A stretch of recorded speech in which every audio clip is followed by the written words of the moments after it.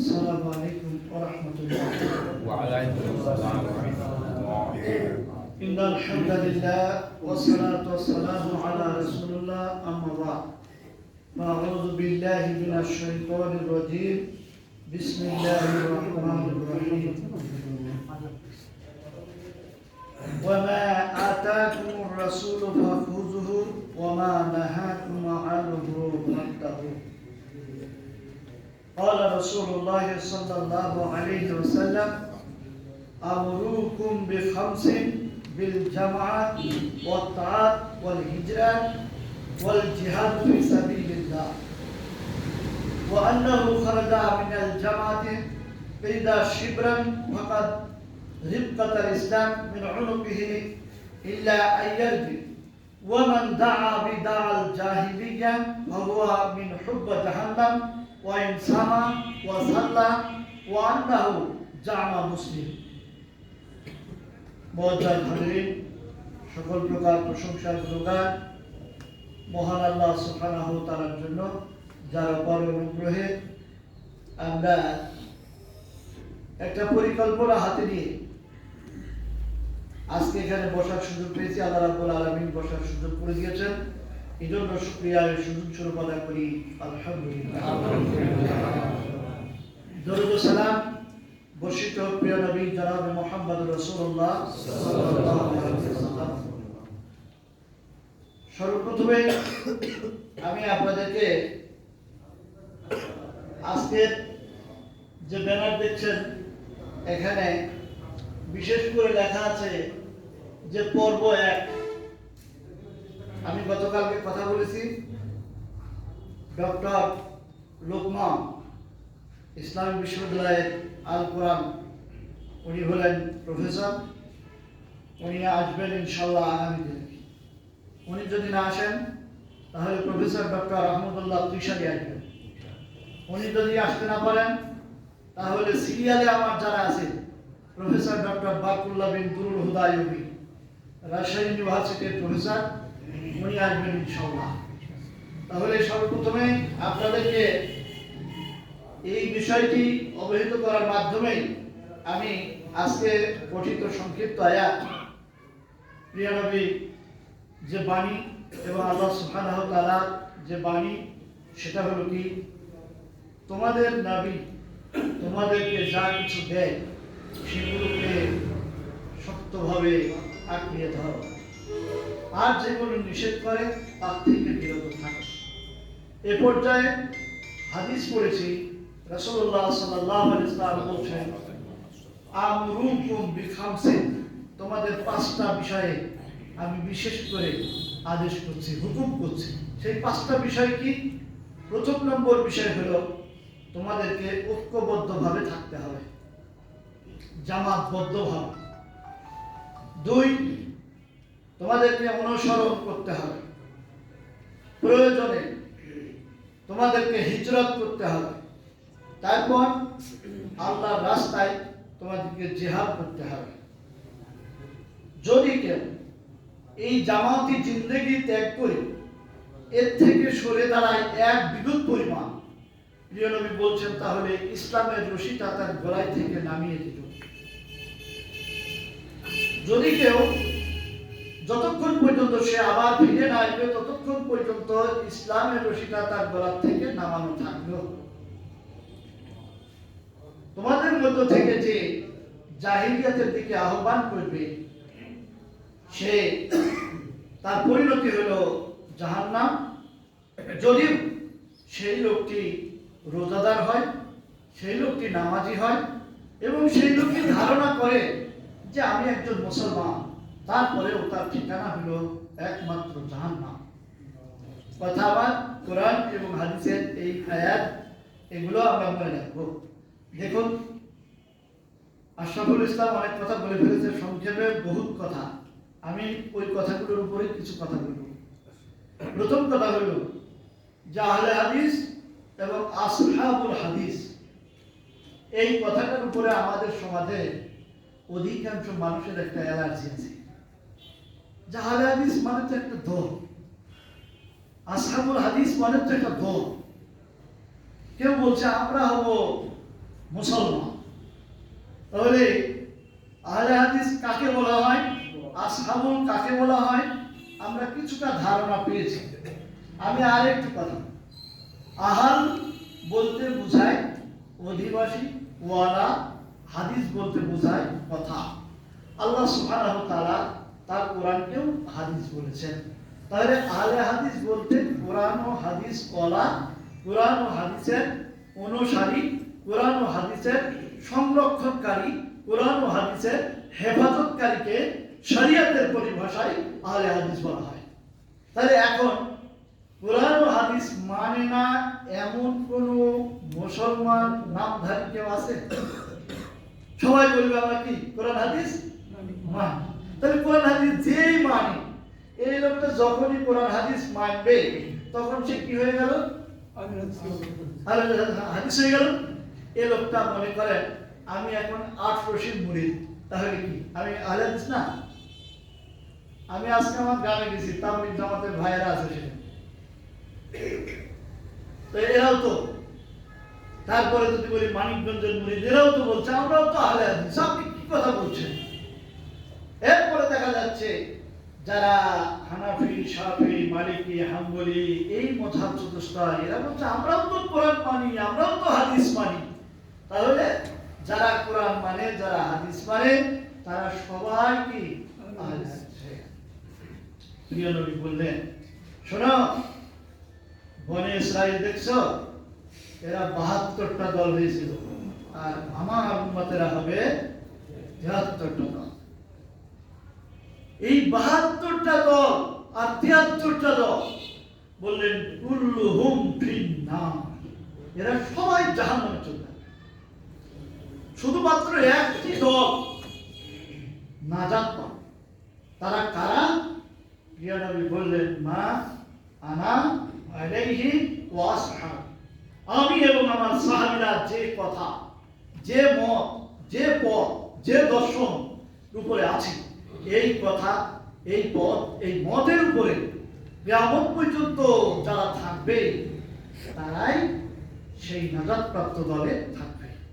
তারা কারা? আশরাফুলের কথাই বুঝতে পেরেছেন।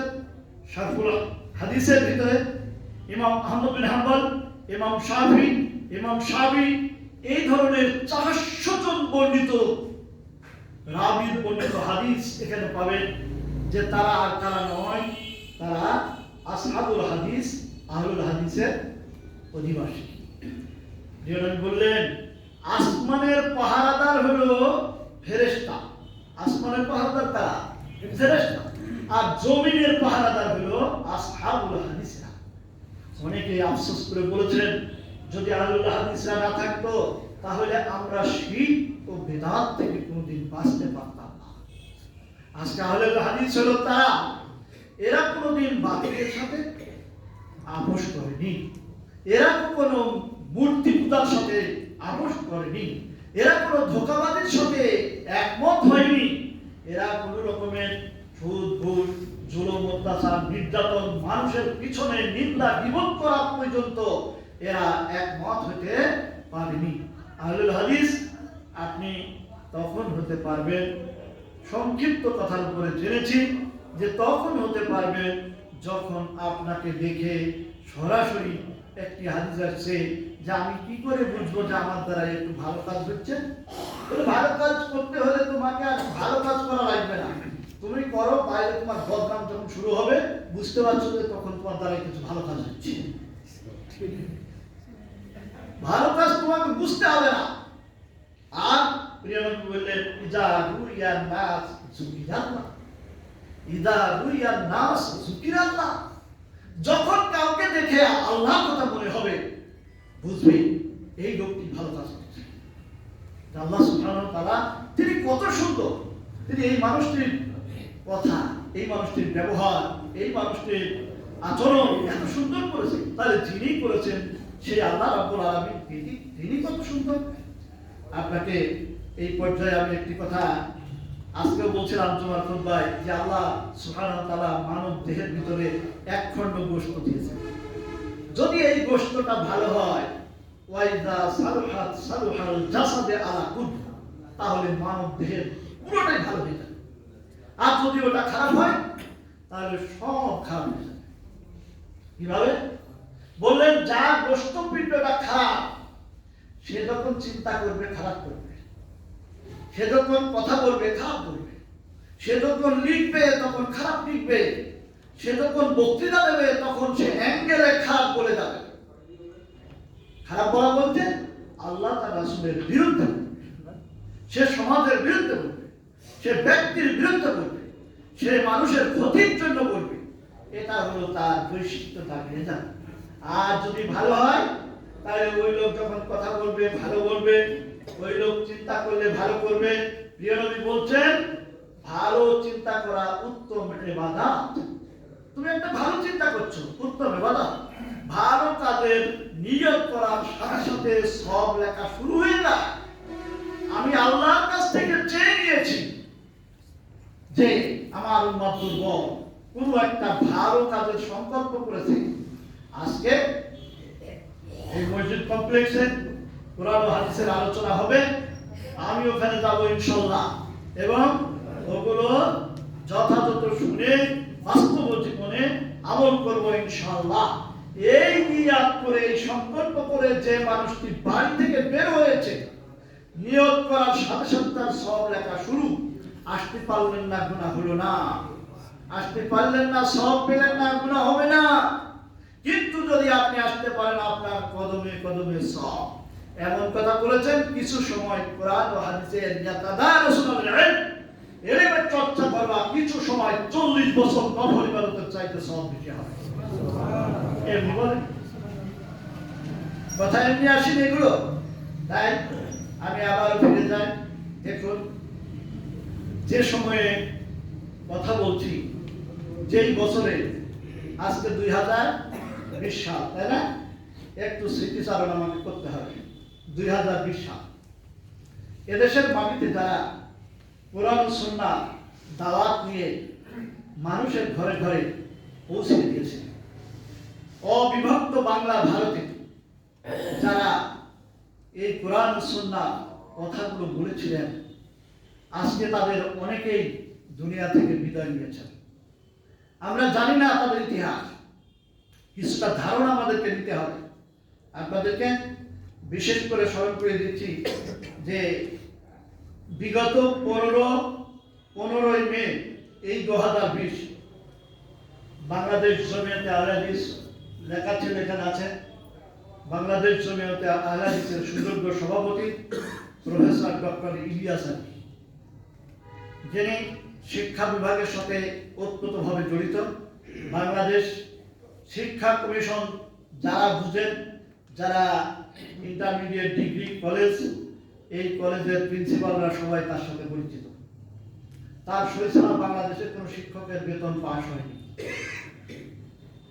এনার মৃত্যু হয়েছে মনে করুন এই 15ই মে 2020। আরো একজন 20শে মে অধ্যাপক মুবারক আলী, যিনি জমিয়তের সভাপতি ছিলেন, তিনি চলে গেলেন এই বছরে।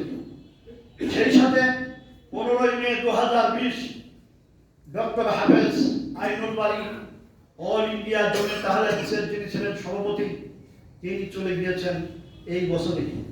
সেই সাথে যদি আবার বলি 30শে মার্চ 2020 বাংলাদেশ জমিয়ত আহলে হাদিসের সেক্রেটারি জেনারেল জিল্লুল বাসেত, তিনি এই বছরে ইন্তেকাল করেছেন। সেই সাথে মেহেরপুর জেলা থেকে, সারা বাংলাদেশ থেকে আরো অনেক অজানা যারা এই কোরআন ও হাদিসের দাওয়াত দিয়েছেন, তারা আল্লাহর ডাকে সাড়া দিয়ে কবরের গহীন অন্ধকারে ঘুরে আছে। আমরা আজকে তাদের জন্য মহান রব্বুল আলামিনের কাছে সবার জন্য ক্ষমা প্রার্থনা করি। আল্লাহ সুবহানাহু ওয়া তাআলা তাদের সকলকে জাযায়ে খায়ের দান করুন। সেই সঙ্গে যারা তাদের রেখে দেওয়া এই ইতিহাসগুলোকে সামনে রেখে কোরআন ও হাদিসের দাওয়াত দিতে চায়, আল্লাহ তুমি তাদেরকে মঞ্জুর কবুল করে নাও। সেই সঙ্গে আমি আপনাদেরকে আরো একটু পিছনের দিকে নিয়ে যেতে চাই। দেখুন যে আহলে হাদিস যে কথাটা আমরা শুনছিলাম, এই আহলে হাদিসের শুরুটা হয়েছিল কোথায়? কোরআনের দাওয়াতটা শুরু হয়েছিল কোথায়? এই জুমাতে আমি বলেছি সেটা শুরু হয়েছিল মক্কায়। ইকরা বিসমি রাব্বিকাল্লাযী খালাক, শুরু হয়েছিল মক্কা। আবু জেহেল, সাইবা, উতবা, আকনাস এরা বুঝতো আরবি ভাষা, তাই আবু লাহাব একটা পাথর ছুঁড়ে মুহাম্মাদের কপালের উপরে আঘাত করেছিল। আজকে সমাজের মানুষ যদি কোরআন বুঝতো তাহলে আজও কিন্তু ওই পাথর মারত। যে দেশের মানুষ কোরআন রিডিং করলে বাহুবা দেয়, ধন্যবাদ দেয়, স্বাগতম জানায়, পুরস্কার দেয়, হাদিয়া দেয়, আর যে কোরআনের তর্জমা করলে তাকে মৃত্যুবরণ করতে হয়। আজকে তাফসীরের ইতিহাসে ফিজিলানুল কোরআন সাইয়্যিদ কুতুব, এই ভারতবর্ষের বিখ্যাত একজন ইসলামের পণ্ডিত, এই ফিজিলানুল কোরআন এটা শুধুমাত্র তর্জমা লেখার কারণে তাকে ফাঁসির কাস্তে ঝুলতে হয়েছে। কোথায় আজকে সেই হাদিসের কথা বলবেন, কোরআনের কথা বলবেন, হাদিসের কথা বলবেন, বলার সুযোগ আপনার কাছ থেকে অনেক দূরে, বলতে পারবেন না, বললেই আপনার খবর আছে। আবার এই কোরআন পড়ে আপনি মানুষকে বোঝাবেন, তথা রিডিং পড়েন, খুব ভালো লাগছে, এত সুন্দর তেলাওয়াত, কিন্তু ওইটা বাংলা কি বললেই কিন্তু বিপদ আছে। আমরা সেই আহলে হাদিস বলছিলাম এদের লক্ষ্য উদ্দেশ্য কি? আপনাদের তো একটা লক্ষ্য উদ্দেশ্য আছে। কোরআনের আলোচ্য বিষয়টা কি? কোরআনের আলোচ্য বিষয় একমাত্র মানুষ ছাড়া অন্য কিছু আছে? মানুষই হলো কোরআনের আলোচ্য বিষয়। সেজন্য এদের লক্ষ্য উদ্দেশ্য হলো কালিমা তাইয়্যিবা লা ইলাহা ইল্লাল্লাহ, আল্লাহ ছাড়া কোনো মাবুদ নাই। এইটা ব্যক্তি, পারিবারিক, সমাজ, রাষ্ট্রীয় তথা জীবনের সকল দিক ও বিভাগে প্রতিষ্ঠিত করা। পারবো আমরা? লা ইলাহা ইল্লাল্লাহ মানে নাই কোনো মাবুদ, আছে একমাত্র আল্লাহ। এরা আমাদের দেশের ফকিরা ভালো জানে, তাই না? কারণ তারা এই কথাটা বেশি বলে, আমাদের দরকার হয় না, তাই তারা ভালো জানে। তাহলে লা ইলাহা ইল্লাল্লাহ এটাকে প্রতিষ্ঠা করা, আল্লাহ ছাড়া কোনো মাবুদ নাই, এই কথাটা বাবা আদম থেকে শুরু করে সমস্ত নবী রাসূলদের দাওয়াত ছিল কোনটা? লা ইলাহা ইল্লাল্লাহ। প্রিয় নবী বলছেন, তিনি যাচ্ছেন হেঁটে, একটি লোক মৃত্যু যন্ত্রণায় ছটফট করছে, তিনি যে বল লা ইলাহা ইল্লাল্লাহ, লোকটি বলতে পারল, তারপরে মৃত্যুবরণ। রাসূলুল্লাহ সাল্লাল্লাহু আলাইহি ওয়াসাল্লাম বললেন, হালাত, এ নিশ্চিত হয়ে গেল যে এ ব্যক্তি দাখালতুল জান্নাহ, এ কোথায় যাবে? দাখালাল জান্নাহ, এ বেহেশতে যাবে। তাহলে শুধুমাত্র কালেমা পড়তে পারার কারণে প্রিয় নবী তাকে জান্নাতের ফয়সালা দিলেন। আর যদি সে কালেমা পড়তে না পারত তাহলে কি হতো? জাহান্নামের ফয়সালা হয়ে যেত। সেই কালেমা শুরু থেকে শেষ পর্যন্ত আপনি যদি একটু চিন্তা করেন, চর্চা করেন, তাহলে বুঝতে পারবেন ব্যক্তি, পারিবারিক, সমাজ, রাষ্ট্র তথা জীবনের সকল দিক ও বিভাগে এগুলো জড়িয়ে আছে। আমরা যদি বলি যে মক্কা থেকে শুরু হলো ইকরা বিসমি রাব্বিকাল্লাযী, ভারত উপমহাদেশে আসতে আপনার 1000 বছর কেটে গেল। আবার ব্রিটিশরা 200 বছর শাসন করলো, সেই সময় তারা বলল ধর্ম আর কর্ম দুটো আলাদা। যারা ধর্ম করবে ওরা ধর্মই করে যাবে, এটা কর্মের দরকার নাই। তাই মসজিদের ভিতরে আছে, আশরাফুল বলছিল না যে মসজিদের ভিতরে আছে আর বাইরে আহলে হাদিস নাই, তার মানে এখানে আমিন, এখানে পায়ে পা মিলানো, এখানে ভাই কেমন আছেন, মসজিদের বাইরে গেলে ওরা চিনতেই পারবে না, ও চিনতেই পারবে না, কারণ আমি বাস্তব জীবনে অনেক প্রমাতা। আপনার মেয়ের বিয়ে পড়াতে হবে, আপনি খুব খোঁজ করছেন, 5 বার 7 বার ফোন করে ভাই কোথায় আছেন, কোথায় লোক পাঠাচ্ছি, যাবো নাকি, বাস আপনি খুব ভক্তি করে নিয়ে গেলেন, নিয়ে যাওয়ার পর বিয়ে পড়ানো শেষ, আপনি খবর নেই। এবার কি ইমাম সাহেবের রাত দেখা সাক্ষাৎ কোনো প্রয়োজন নাই, ওকে এখন হাঁটতে হাঁটতে বাড়ি দিতে হবে। কি ভক্তি! তাহলে আমি কোথায় থাকলাম? তাহলে আপনাকে এখানেও যেমন ওখানেও সেভাবে থাকতে হবে, তখন আপনি কত হবেন কি পুরো আহলুল হাদিস আপনি হতে পারবেন। মনে রাখেন যে আমরা আসলে কোরআন বুঝিনি, তাই আমাদের ভিতরে যত রকমের গুণ বলেন, খুন বলেন, হত্যা বলেন, লুটতরাজ বলেন, এগুলো সব বিদ্যমান আছে। যেদিন আহলুল হাদিস সব হয়ে যাবে, সোনার বাংলাদেশের সোনার মানুষ তৈরি হয়ে যাবে। এবার আসুন, এটা কখন হয়েছিল? বলছিলাম 1000 বছর সময় লেগেছে।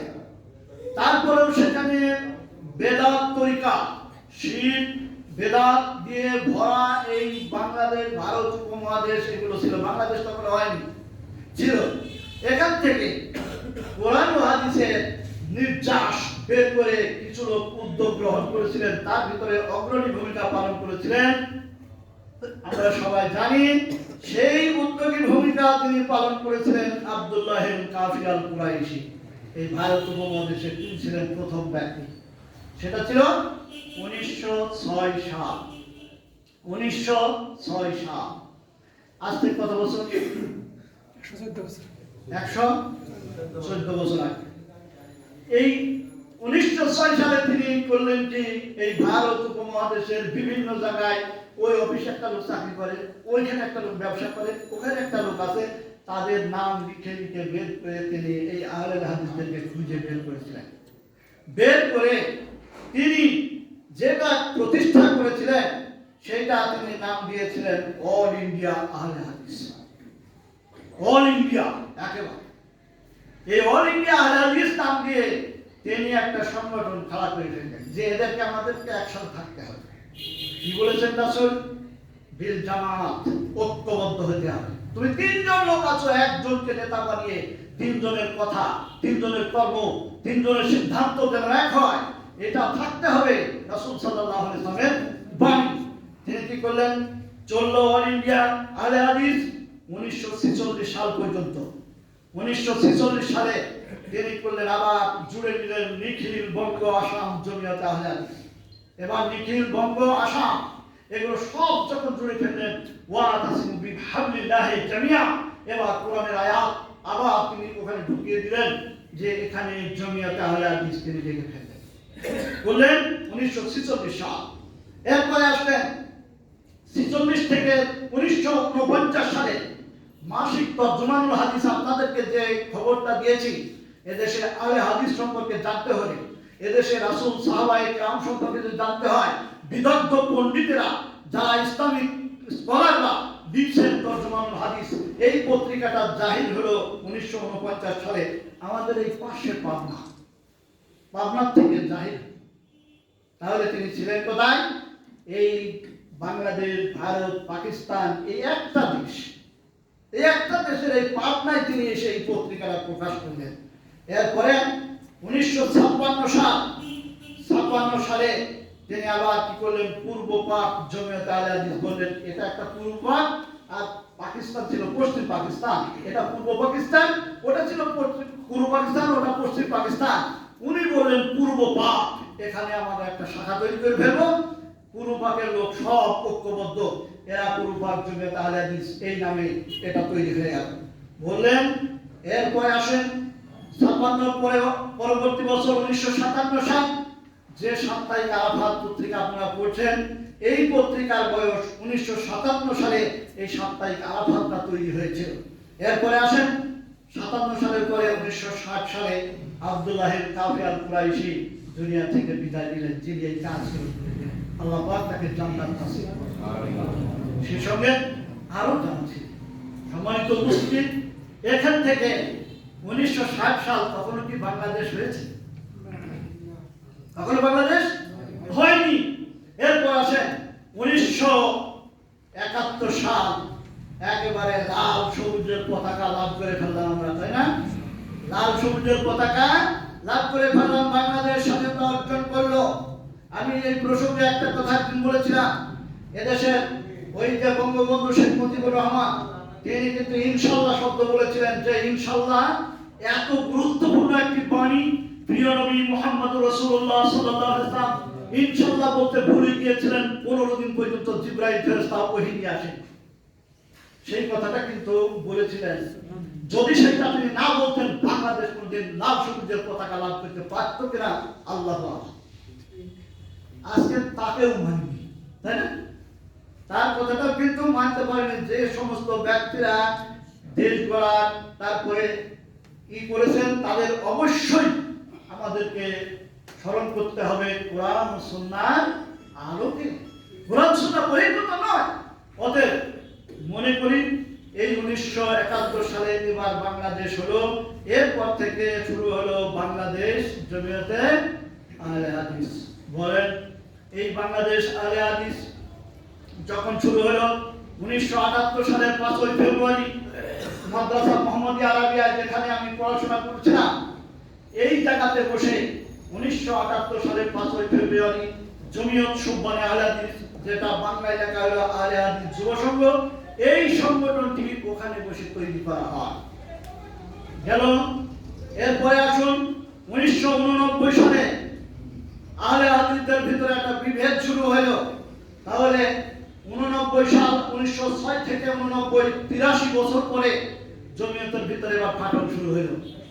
তাহলে এবার আপনাদের বুঝতে আর বাকি নাই যে আসল আর নকল, হক আর বাতিল কোনটা।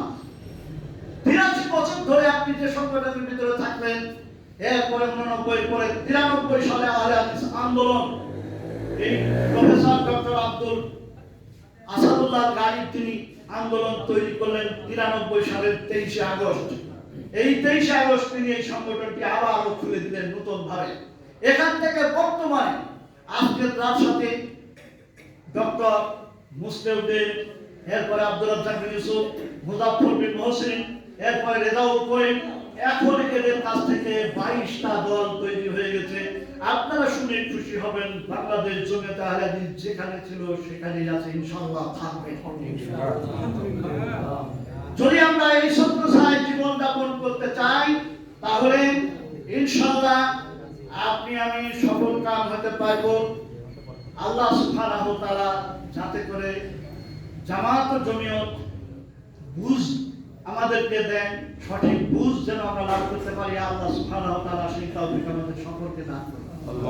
এবং যেভাবে বিভেদ সৃষ্টি হওয়ার পরেও দুবাইয়ের তিনি আমাদের দেশে ধর্ম মন্ত্রণালয়ে তথা এম্বাসিতে তিনি ছিলেন আনোয়ার কায়সার ভাই, সে সময়ও হয়েছিল সেখানে আসাদুল্লাহ গালিব, আব্দুল সামাদ সালাফি, আনোয়ার কায়সার, প্রফেসর ডক্টর আব্দুল বারী এবং রফিকুল ইসলাম, এদেরকে নিয়ে একটা দলিল স্বাক্ষর হয়েছিল। একেবারে সেই দলিলটি স্বাক্ষর হয়েছিল 26/11/1991 সালে। চুক্তি হয়েছিল 5টা পয়েন্ট। সেই 5টি পয়েন্টের প্রথম নম্বর শর্ত ছিল যে জমিয়তের লক্ষ্য উদ্দেশ্য বাস্তবায়নে আমরা একমত, আর কোনো দ্বিমত নাই। তারপরে তাদের কথা ছিল জমিয়ত পরিপন্থী কোনো কাজে আমরা লিপ্ত হব না, সকল সালাফি ভাইকে আমরা এক করব। আজ হতে জমিয়ত সুবহানকে শীর্ষে ঢালা প্রাচীরের মতো আমরা একটা দুর্গ তৈরি করব, যেহেতু এই জমিয়ত সুবহান ছাড়া এদেশে আমাদের উন্নয়ন, এদেশে ইসলামের প্রচার প্রসার ঘটানো সম্ভব না। তাই যুবকদেরকে এক করব, এই মর্মে ওয়াদা করে আমরা সবাই দলিলে স্বাক্ষর করেছিলাম। আমার কাছে আরবি পত্রিকা সেই দলিলটা রক্ষিত আছে, ইনশাআল্লাহ যদি কেউ দেখতে চান সেখানে আমি এই ব্যক্তিদের স্বাক্ষরিত আরবিতে স্বাক্ষরিত দলিলের কপি আমি দেখাতে পারি। অতএব ওই বন্যার পানিতে ভেসে আসা মতো জমিয়ত এদেশে আসেনি। আর জমিয়ত মানে যে আলাদা একটা দল, এটা নয়। আমি একেবারে জোরালোভাবে বলি, বাংলাদেশ জমিয়ত আহলে হাদিসের সভাপতি যদি কোরআন ও সুন্নাহ বহির্ভূত কোনো নির্দেশ জারি করেন আমরা মানতে রাখি না, পরিষ্কার। কারণ যদি সভাপতিকে মানতে যে রাসূলের হাদিস অবমাননা হয়ে যায়, আপনি নিশ্চিত নাজাত পাবেন না, নিশ্চয়ই আপনি ওই নাজি ফেরকায় নাম লেখাতে পারবেন না। আপনাকে মনে করতে হবে যদি আমি রাসূল সাল্লাল্লাহু আলাইহি ওয়াসাল্লামের হাদিসকে ফলো করব, নেতা আমার অসন্তুষ্ট হলেও তাতে কোনো আসে যায় না। আল্লাহ সুবহানাহু ওয়া তাআলা আমাদের তৌফিক দান করুক যাতে করে আমরা এই বুঝগুলো কাজে লাগাতে পারি এবং ভবিষ্যৎ আমাদের যারা এই যুবক শ্রেণী যারা আছে বিশেষ করে তাদের দৃষ্টি আকর্ষণ করব, রেখে দেওয়া এই কাজ তোমাদেরকেই করতে হবে। মনে রেখো যুবকের এক ফোঁটা রক্ত এই বৃদ্ধ মানুষদের নিশ্চয়তা দেয়নি। প্রিয় নবী বলেছেন কিয়ামতের ময়দানে ওয়াশাবুন আশা ফিল ইবাদাতি, আরশের ছায়ায় যদি জায়গা পায় তাহলে যুবকরাই জায়গা পাবে। কি বলেছেন তাদেরকে? এবং যুবক যৌবনকালে যারা ইবাদত করেছে বৃদ্ধ বয়সে যদি ইবাদত করে তাহলে তাদের ইবাদতের বোনাস যৌবনকালের সমান সব তাদেরকে দেওয়া হবে। যৌবনে তাদের ইবাদত নাই, যৌবনে তারা ইবাদত করেনি, বৃদ্ধকালে তারা ইবাদত করছে, তাদের কি হবে? আল্লাহ আলাম। কি সওয়াব দেবেন? আল্লাহ আলাম, আল্লাহ ভালো করেন, আমার ধারণা। তবে সেই যৌবনকে যারা লেখনী কিসের কোরআন তেলাওয়াতের মাধ্যমে 1 থেকে 10 থেকে 700 নেকি হবে যদি একটা হরফ পড়ে। কয়টা যুবক কোরআন পড়ছে? কয়জন পড়তে পারছে? যুবকদেরকে একটু উদ্বুদ্ধ করুন এবং সাহাবায়ে কেরামদের ইতিহাস পড়ুন এবং তাদেরকে পড়ান। আল্লাহ সুবহানাহু ওয়া তাআলা মেহেরপুর জেলা জমিয়তকে আরো উত্তরোত্তর উন্নতি দান করুন, যাতে করে কোরআন ও হাদিস বুঝে আমরা মানুষকে ভালোভাবে বুঝাতে সক্ষম হই। সেই তৌফিক আল্লাহ সুবহানাহু ওয়া তাআলা আমাদের সকলকে দান করুন। আমিন। আসসালামু আলাইকুম ওয়া রাহমাতুল্লাহ। আজকে সব জামাত কতজন? না, আমরা 8:30 টাকা